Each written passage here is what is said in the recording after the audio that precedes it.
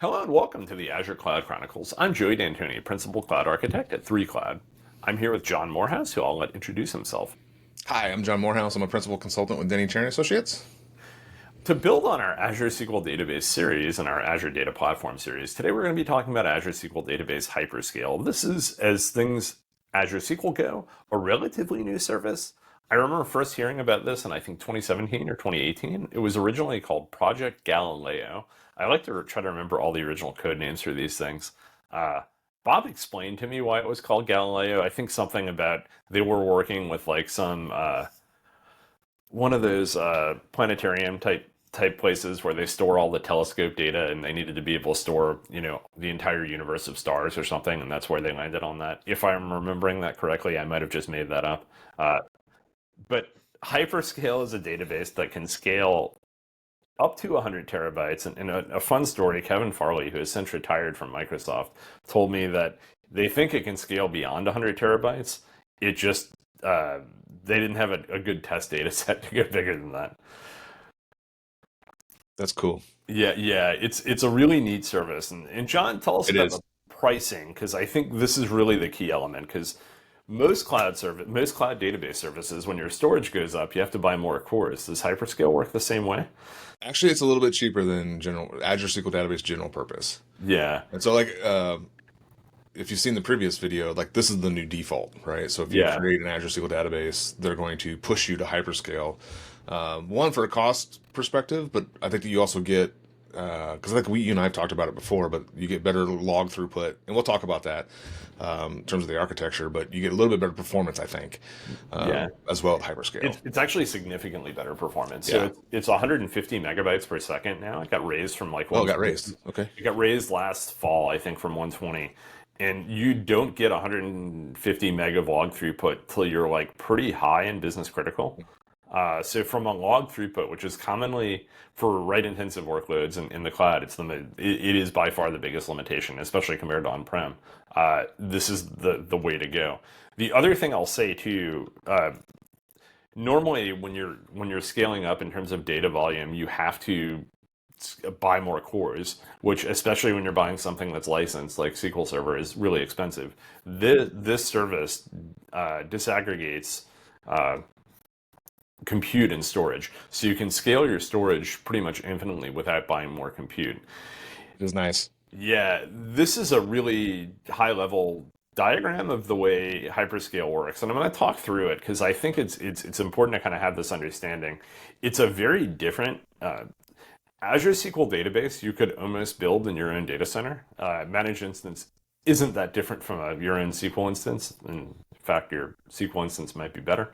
Uh, Azure Hyperscale is something you absolutely couldn't build in your own data center. This is a really cloud forward solution. To me, this is a really novel solution in terms of databases, because when we think about building databases that scale and we want to horizontally scale, we think about techniques like sharding that require Yeah. big changes in your application.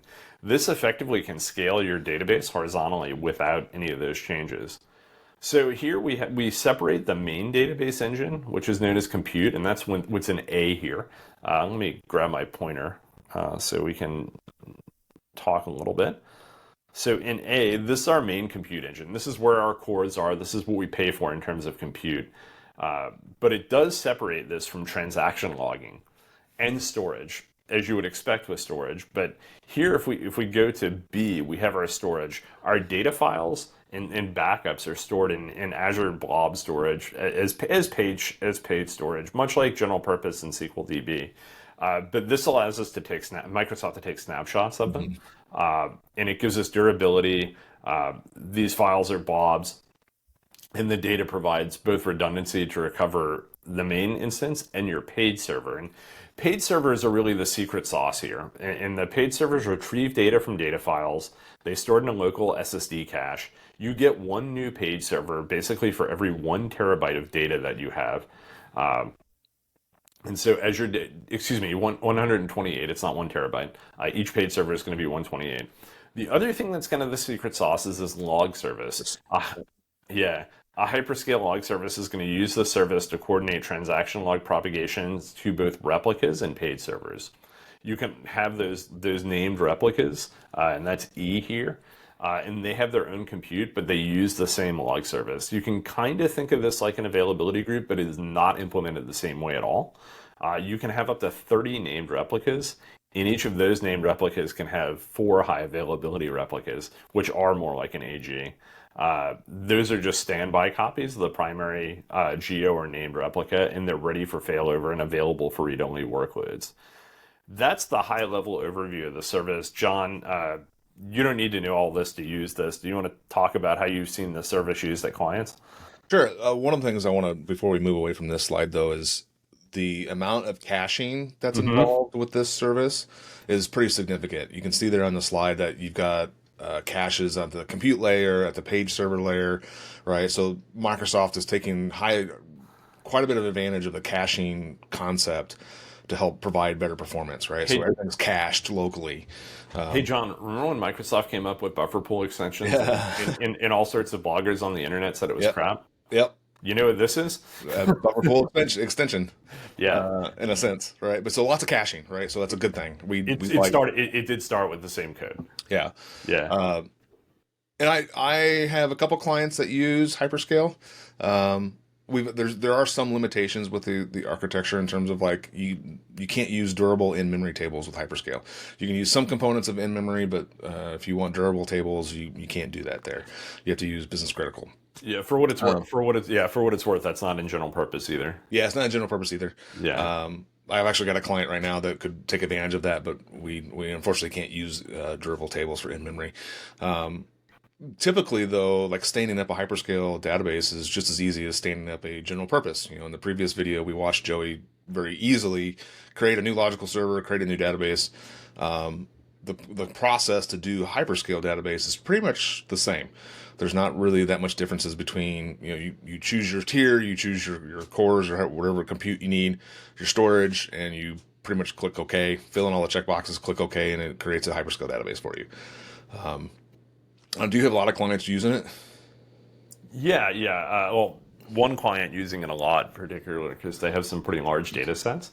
And they've taken advantage of the read replicas too, because the scale up performance. You can use read replicas in business critical, but it's just cheaper here. And like even if you're even though you have to pay for the read replicas, they're still cheaper. And you can do the same thing with general purpose with geo replicas. It's just also faster to create them too, because they're being created from Snapshot, whereas with general purpose and business critical, if you're adding a geo replica, it's getting created via automatic seeding. So being able to do the snapshot thing's really cool. That's John, do you remember that client you and I had where they had data files in blob storage and they were on-prem? yes. Yeah, yeah, Yes. I do yeah. remember that. Yeah, so SQL Server 2016 introduced this feature where you could store your data files in blob storage, which is In Azure. ultimately what this uses.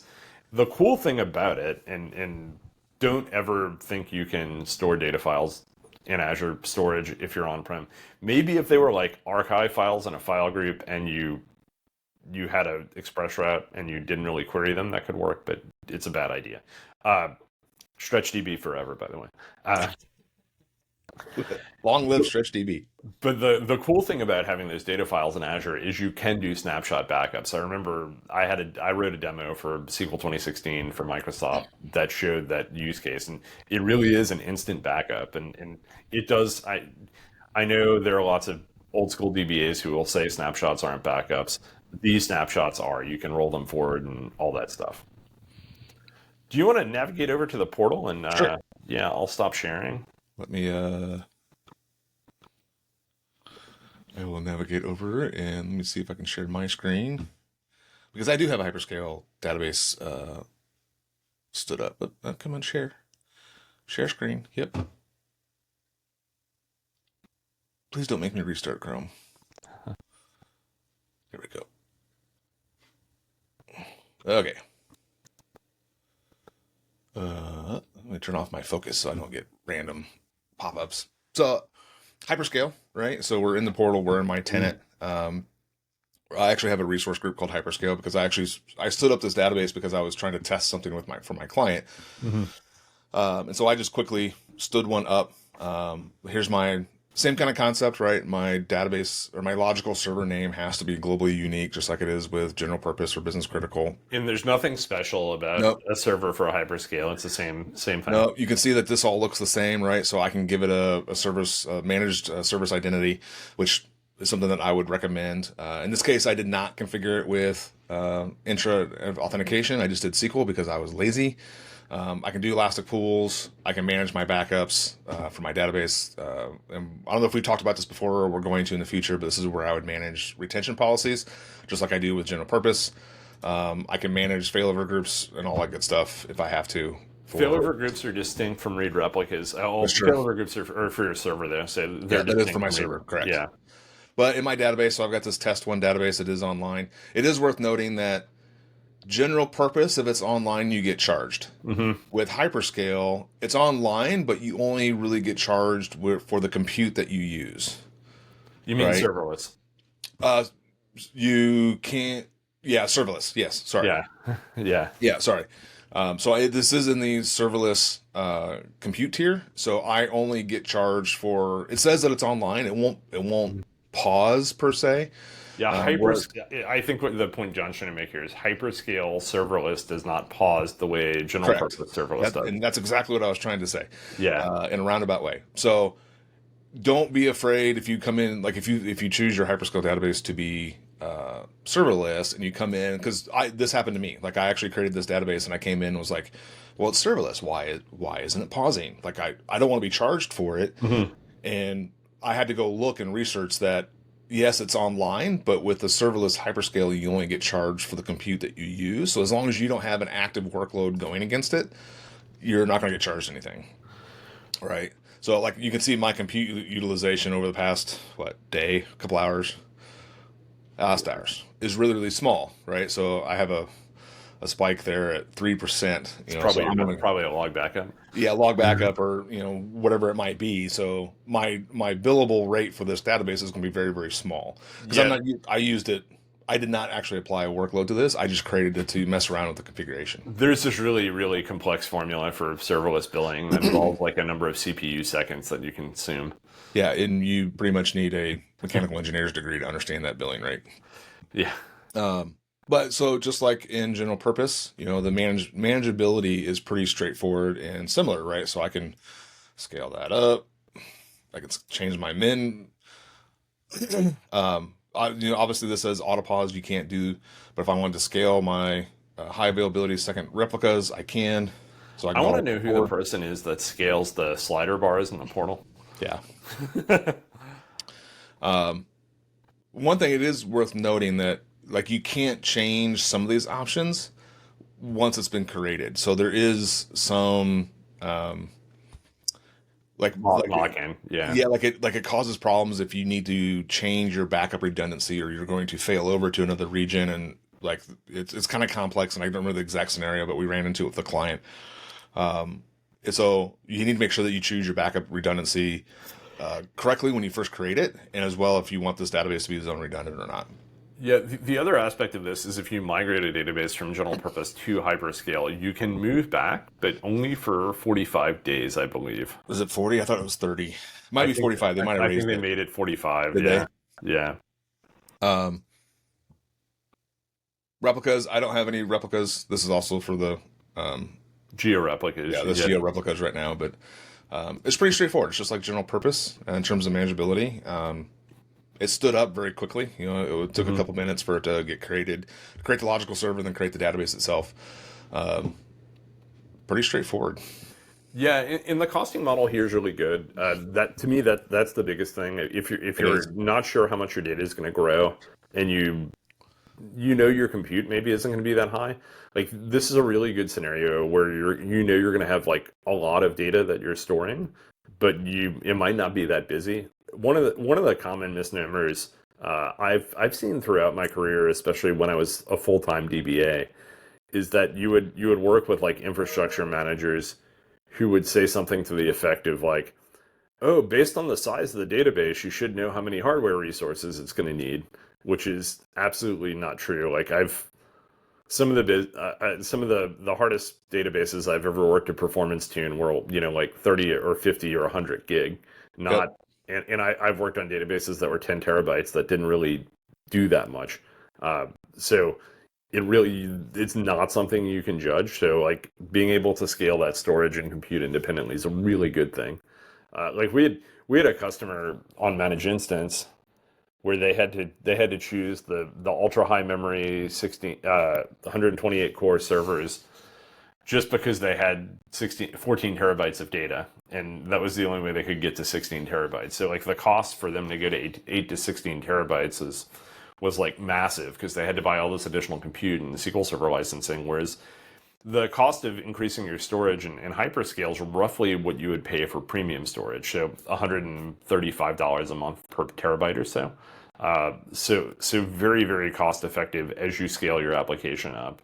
And other than that, it takes advantage of all the other things, like John showing managed identity here. It takes advantage of all the other things around Azure SQL Database that we know and love. Is there anything else? I feel like we're missing something obvious.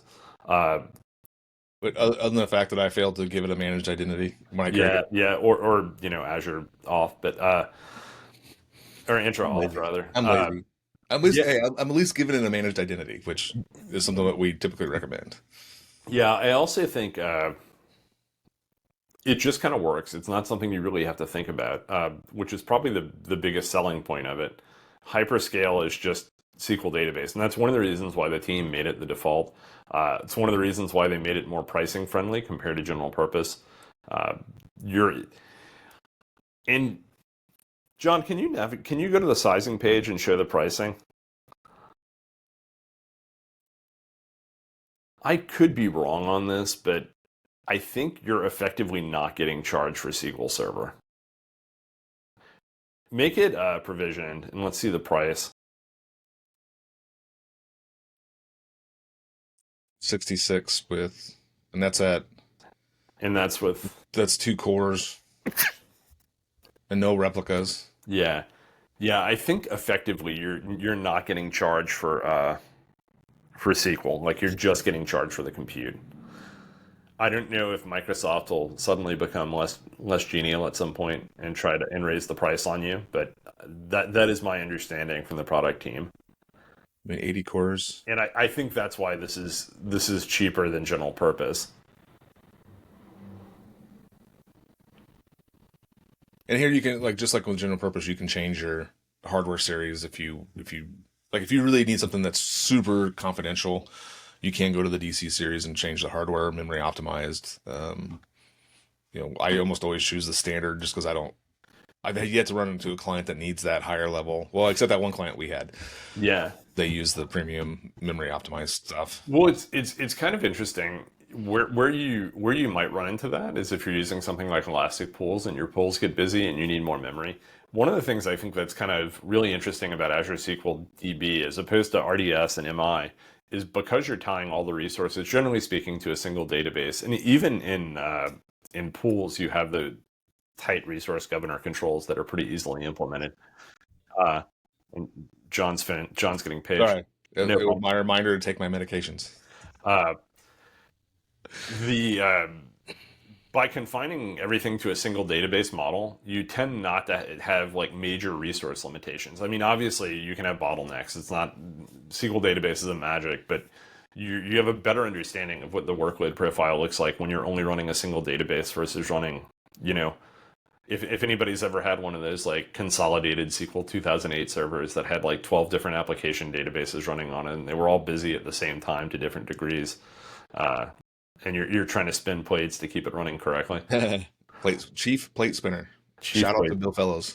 yeah, yeah, Uh, I do, and I just realized this, and I think you kind of mentioned it earlier, and I highlighted this below. Is like with general purpose, you tell it, hey, I need 1 terabyte of space, or 2 terabytes, or 3 terabytes, whatever it is.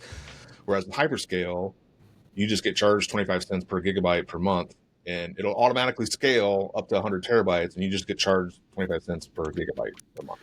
Right? yeah, You don't yeah, actually tell it, hey, I need 3 terabytes worth of storage. You start out with what you start out with, and then as you grow, it just automatically scales to whatever you need. So you don't. And I just noticed that in the blade here, there is no storage configuration. Like yeah. we don't tell it. Um, Yeah. As I mentioned, that the yep, paid servers grow. You get a new paid server once every 128 gig. yep. And Uh, this just reinforces what you just said, yeah, and said earlier, is that it just dawned on me that there's no storage configuration here.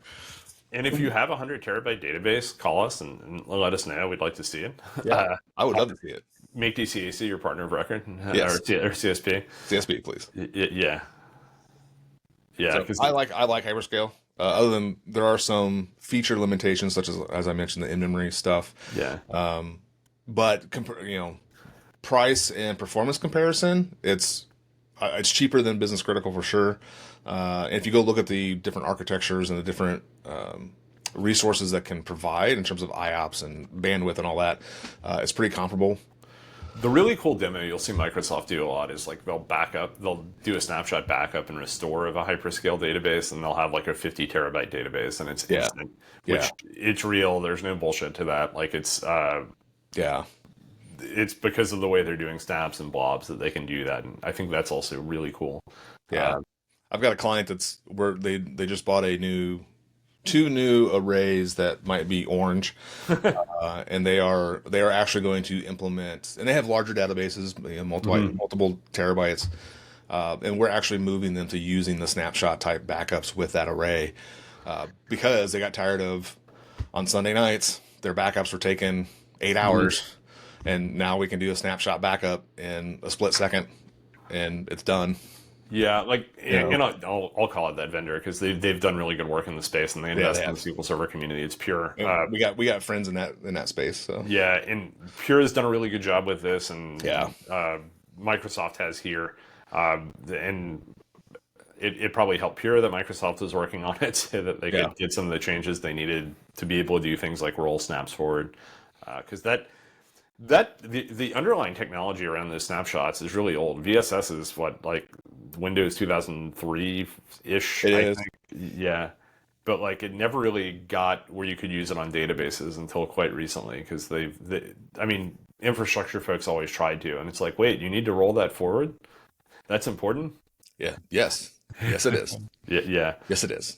yeah. So if you're worried about the snapshots for hyperscale, I don't know about you, but I don't have any concerns with them doing snapshots in hyperscale. No, they've Like got it, it. They've got it. That's something I'd say, like in the last 5 or 6 years, the industry has really figured out is how to do snapshots. yeah, I mean, I'd agree. if I'd agree. ever you're dealing with a storage vendor and they're talking about snapshots, you just need to ask, how can I do a point-in-time database recovery with your snapshots? Yep. And if they don't have a good answer for that, then they aren't backups. If they have a good answer, they are backups. Yep. That's pretty much what it comes down to.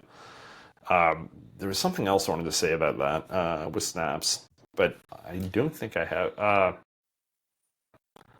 Yeah, trial will expire in 18 days. yeah, we'll talk later about Defender for SQL. It's got some For sure. nominal benefits, but everything else around Hyperscale is the same. It's just you can make a really big database. Like I say, Mhm. fastest log throughput, short of like having the really expensive business critical tiers. So, uh, really good It's a service good offering. tier. It's a good product.